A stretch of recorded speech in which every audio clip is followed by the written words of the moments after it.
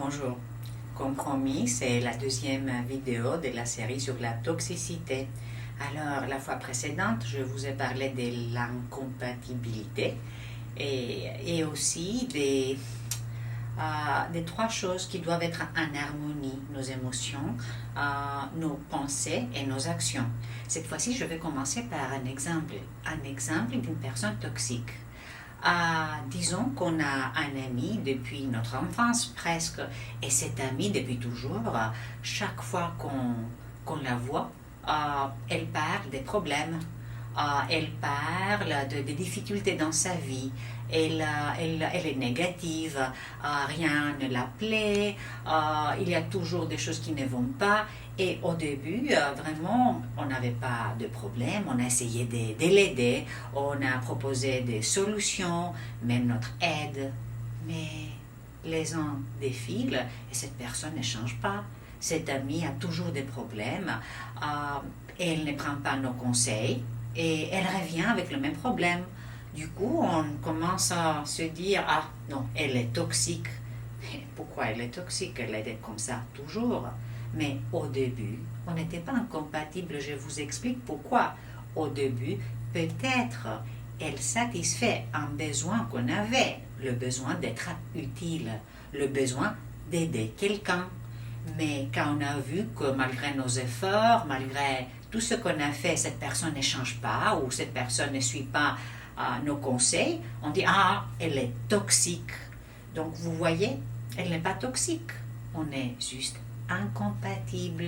Au début, elle était compatible parce qu'elle était malheureuse et moi, j'étais son sauveur. Mais quand on a vu que ça ne marche pas, ah oui, elle est toxique. Alors, vraiment, elle n'est pas toxique, elle est juste incompatible.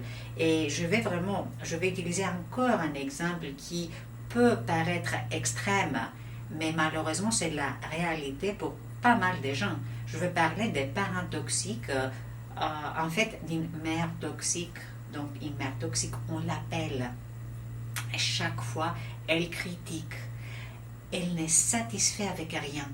Elle trouve toujours des fautes à ce que vous faites. Rien ne va dans sa vie. Elle se plaint, elle est négative. Et chaque fois qu'on l'appelle, même avant, on se sent vraiment pas bien. Et après l'appel, on se sent vidé de notre énergie, triste et parfois même en colère contre elle, parce qu'elle n'a pas changé, parce qu'elle ne nous a pas dit, et toi, ma fille, et toi, mon fils, ça va? Est-ce que je peux faire quelque chose pour toi? Non, c'est toujours elle, et ses problèmes. Alors, oui, on est fâché, mais pourquoi elle est toxique? Pourquoi? Si on la voit comme une personne toxique, je ne vois pas de solution, mais on peut se dire, c'est juste une personne malheureuse, c'est juste une personne qui manque, donc c'est une personne qui n'a pas assez d'énergie, qui n'a pas assez d'amour pour elle-même, et pour survivre, elle essaye de même voler l'énergie des autres. Ce n'est pas même personnel, elle ne le fait pas contre vous, elle le ferait avec tout le monde, parce qu'elle a envie. Elle essaye de survivre. Et avec ce manque d'énergie, ce manque d'amour qu'elle ressent, elle ne peut pas le faire seule. Mais vous faites quoi? Est-ce que vous êtes comme des dieux? Est-ce que vous pouvez, si vous avez un excès d'amour, si vous êtes arrivé à un stade dans votre vie où l'amour inconditionnel est quelque chose qui vous appartient, quelque chose que vous pouvez partager avec les autres, vraiment félicitations. Mais je ne trouve pas qu'il y a beaucoup de gens qui ont cet amour inconditionnel, qui arrivent à donner cet excès d'amour qu'ils ont, même aux gens qu'on appellerait toxiques. Alors, ce que la personne toxique fait, elle vous rappelle que vous n'êtes pas parfait. Elle vous rappelle que vous ne pouvez pas vivre selon les conseils de maîtres spirituels ou selon ce que chaque religion nous dit. Aime ton prochain malgré ses défauts. Alors cette personne toxique vous rappelle ou nous rappelle que nous ne sommes pas parfaites, qu'on parfait, qu'on doit travailler sur nous-mêmes.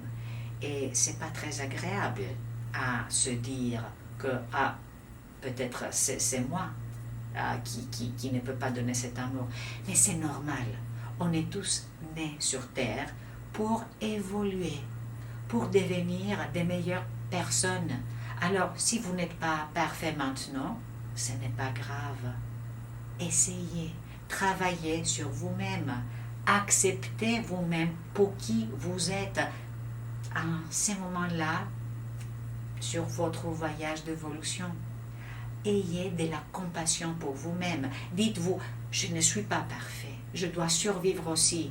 Je vais essayer de devenir meilleur, mais pour le moment, je ne peux pas donner cet amour à cette personne qui manque de l'amour.